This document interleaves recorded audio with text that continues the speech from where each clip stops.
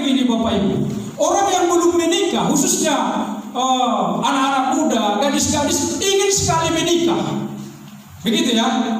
Dengan satu harapan, nanti kalau aku dengan dia pasti bahagia. Pagi-pagi aku kasih minum kopi, sarapan sama, ya, kemana-mana, boncengan. Kan begitu ya. Bagi orang yang belum menikah, ingin segera menikah. Tapi bagi orang yang sudah berumah tangga, ingin keluar dari pernikahan itu.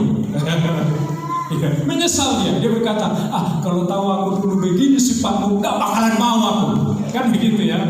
Ya menyesal. Padahal udah punya anak 1, 2, 3. Coba kalau bayangkan kalau terjadi perceraian, yang korban siapa? Anak-anak. Ya, kami pernah melayani seorang ibu, kalau bukan karena anak-anak yang 3 ini, udah kutinggalkan suamiku ini. Udah apa? Udah gak kuat lagi hatiku. Ya, udah sakit kali hatiku Pak Pendeta, gitu ya. Jadi bayangkan, berarti dia dalam membangun bahtera rumah tangga itu tidak menikmati yang namanya kebahagiaan. Padahal dulu kalau waktu pacaran bagaimana? Lengket kurang ya, macam perang kok. Ya. Ditelepon, sudah makan bang, gitu. Sudah makan deh, ya kan? Tiba udah menikah.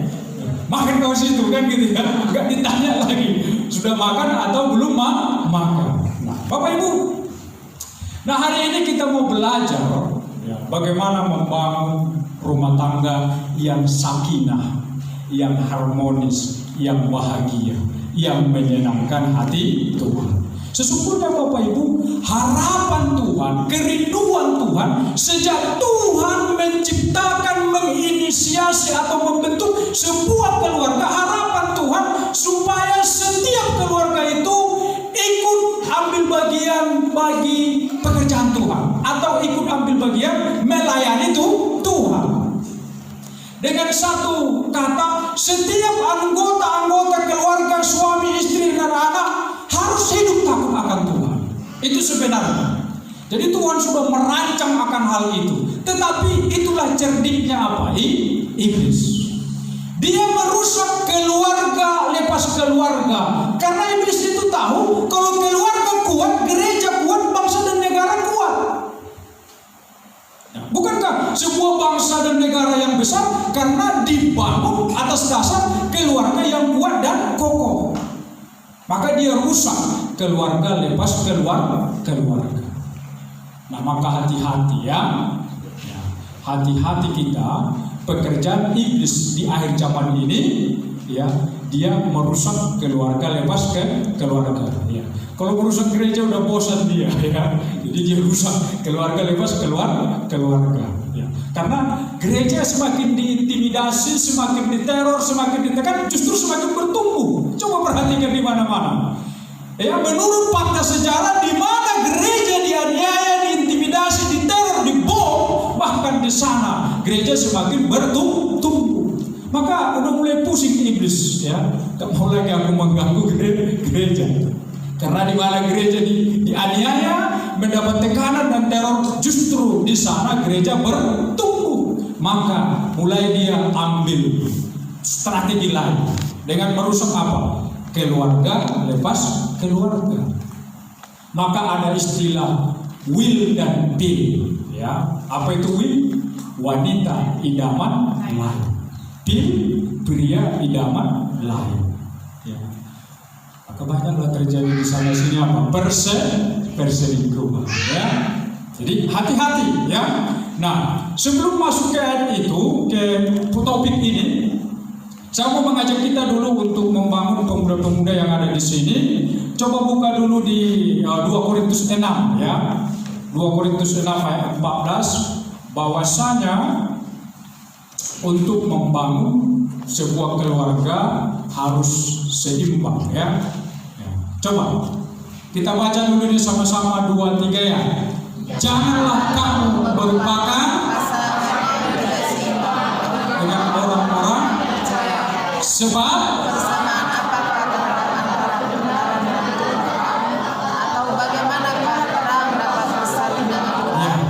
Coba perhatikan ya ayat ini ya.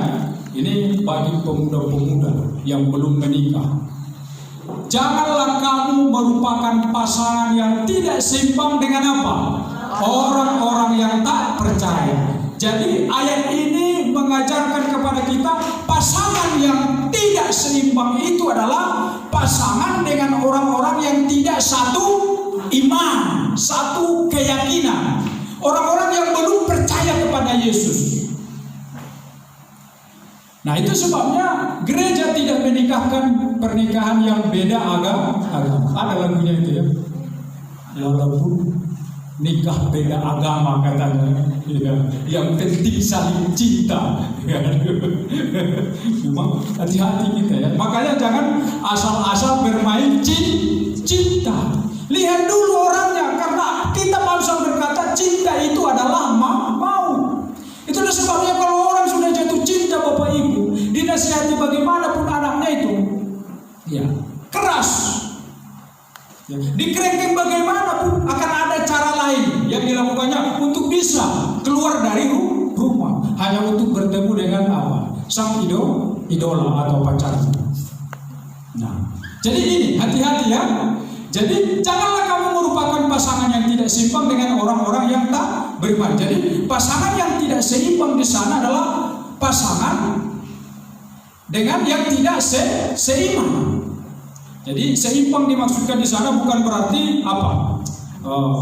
Yang kaya menikah sama yang kaya, yang putih menikah dengan yang putih, yang hitam menikah dengan yang hitam, yang orang yang berpendidikan menikah dengan orang berpendidikan. Bukan seperti itu maksudnya di sana. Tetapi seimbang, yang tidak seimbang di sana adalah orang-orang yang menikah tidak satu iman. Ya. Jadi walaupun dia satu orang kaya, satu orang miskin, kalau sudah seiman, menurut konteks firman Tuhan itu adalah pasangan yang seimbang. Ya. Jadi bukan keseimbangan yang dimaksudkan di sana, satu tinggi, satu pendek. Bukan begitu ya. Tetapi adanya kesamaan iman, yaitu sama-sama orang yang takut akan Tuhan, orang yang percaya kepada Yesus. Inilah yang dimaksudkan pasangan yang seimbang. Ya, karena tidak ada persamaan antara gelap dengan terang, persamaan antara Bilial dengan Kristus, nggak ada. Sampai kapanpun ini dipersatukan tidak akan ada persamaan terang dengan gelap. Kan itu disamakan. Sebab persamaan apakah yang terdapat antara kebenaran dan kedurhakaan, atau bagaimanakah terang dapat bersatu dengan gelap? Nggak bisa bersatu. Jadi mencari pasangan, mencari jodoh, lihat dulu kriteria kerohaniannya. Takut akan Tuhan tidak? Maka saya sarankan untuk anak-anak muda, cari jodohlah. Ya, di mana? Di gereja. Lihat dia rajin nggak ke gereja, ya kan? Rajin nggak mengikuti persekutuan pemuda. Itu ukurannya di sana. Dan masih banyak syarat-syarat lain. Ya, jadi jangan gegabah ingin cepat menikah hanya melihat kegantengannya, tapi tidak takut akan Tuhan. Nanti kamu sendiri yang menderita, susah sendiri. Coba jalani rumah tangga setahun 2 tahun udah ingin cerai. Berarti dia tidak bisa menikmati kebahagiaan, keharmonisan dalam berkeluarga. Ya. Mungkin juga kalau ditanya ibu-ibu yang sekarang ini ya, kalau mungkin ditanya gimana dengan pasangan yang sekarang, kalau bisa sudah kuganti, tapi tidak bisa lagi berkata begitu, karena apa yang dipersatukan di dalam Tuhan tidak boleh diceraikan oleh manusia. Oke, kita masuk ke topik kita. Jadi ini ya, coba siapa di sini yang merasa suami? Coba baca dulu temanya itu. 2, 3 ya. Suami, keluargaku bagi kemuliaan nama Tuhan. Keluargaku bagi kemuliaan nama Tuhan. Berarti khotbah ini sedang mengajarkan bagaimana supaya seluruh anggota keluarga kita hanya untuk memuliakan nama Tuhan, dipersembahkan bagi Tuhan, orang-orang yang takut akan Tuhan, orang-orang yang rela mengabdi dan melayani bagi Tuhan. Amin.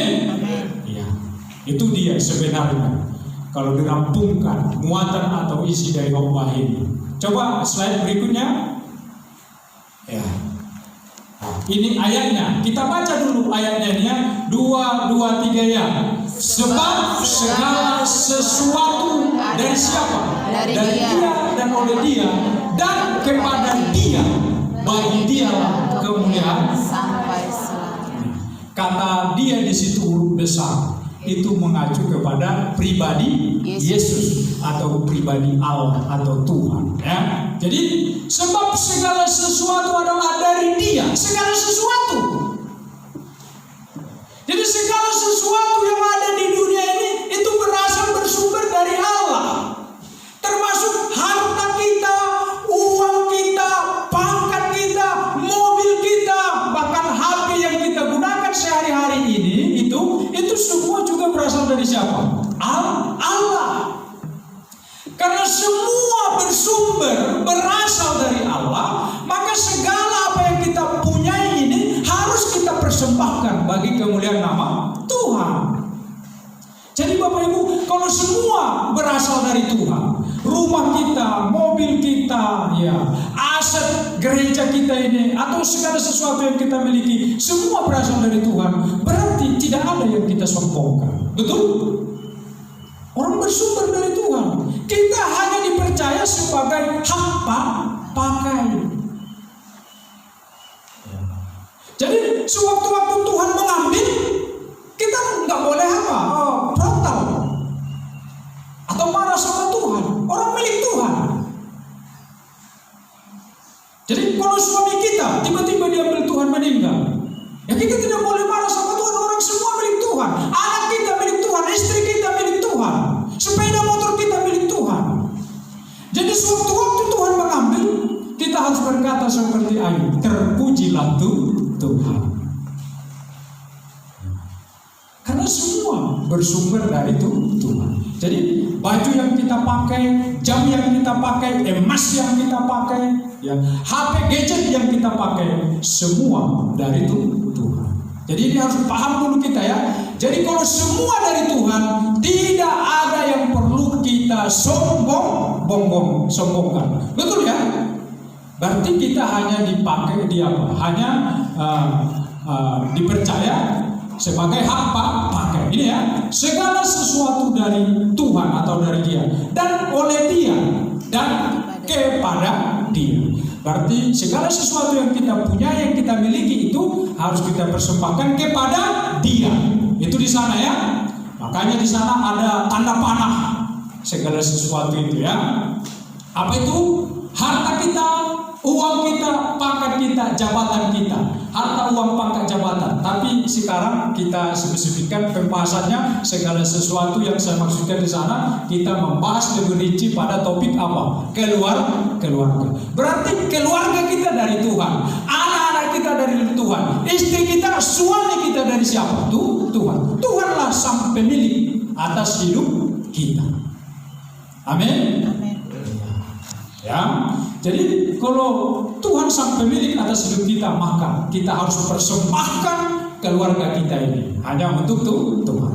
Ya, masuk slide berikutnya. Ya, nah, ini pengertian keluarga. Ini semua kita tahu ya pengertian keluarga ya. Coba apa pengertian keluarga? Ya, kita baca sama-sama 2, 3 ya. Keluarga adalah unit terkecil dalam masyarakat yang terdiri dari pasangan suami istri atau suami istri dan anaknya, atau ayah dan anaknya, atau istri dan anaknya. Itulah apa? Pengertian keluarga. Berarti kita semua di sini adalah apa? Masing-masing punya keluarga. Betul ya? Anak juga punya keluarga kan? Ada orang tuanya. Atau anak kita ini mau puntak siang bulu katanya kan? Orang Batak dari mana asal mau puntak siang bulu katanya. Berarti dia gak punya keluarga, hanya sendiri. Dia lahirnya tak jolas ya, kata orang Nasab, tak jolas itu lahirnya katanya. Lahirnya dari mana? Mau puntak siang bulu Jadi ini ya, jadi ini keluarga Naudin terkecil dalam masyarakat yang terdiri dari apa? Suami, istri, apalagi Anak. suami atau suami istri dengan ini udah ya, pasangan suami istri atau suami istri dan anak atau ayah dan anaknya atau istri dan anaknya. Ayah dan anaknya berarti istrinya sudah meninggal. Lalu istri dan anaknya berarti sudah janda. Kalau janda boleh nikah lagi. Kalau janda ya. Tapi biasanya kalau janda batak, kalau dia sudah punya 2 anak, dia komitmen untuk tidak menikah lagi. Biasanya ya. Tapi kita bilang kalau tidak tahan bertahan, lebih baguslah kamu